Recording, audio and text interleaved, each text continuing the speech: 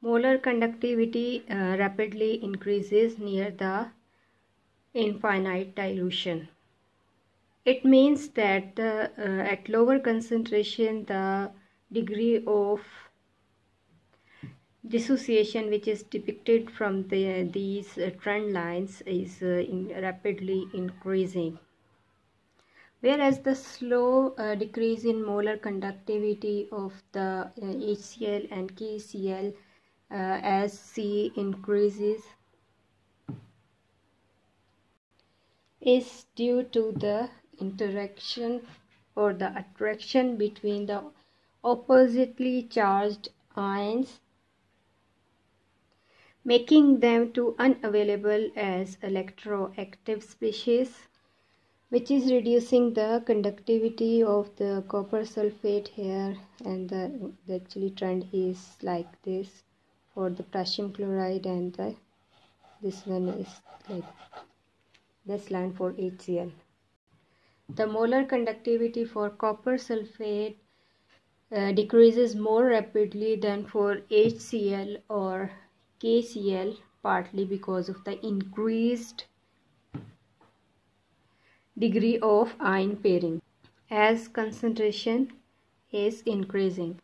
Here one thing is needed to mention, that the conductivity of HCl and molar conductivity of HCl is higher than the KCl because of the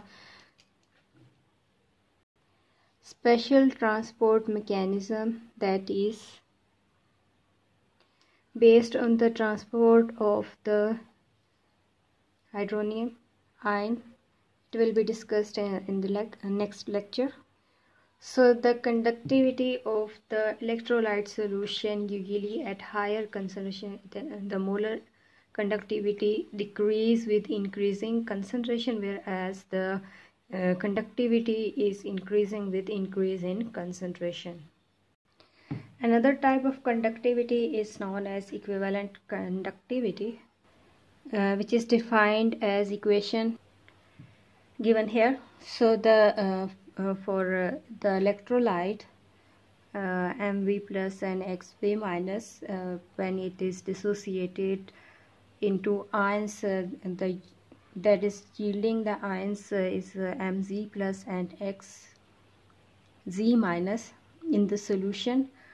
For this kind of solution, the equivalent conductivity will be equal to the conductivity over the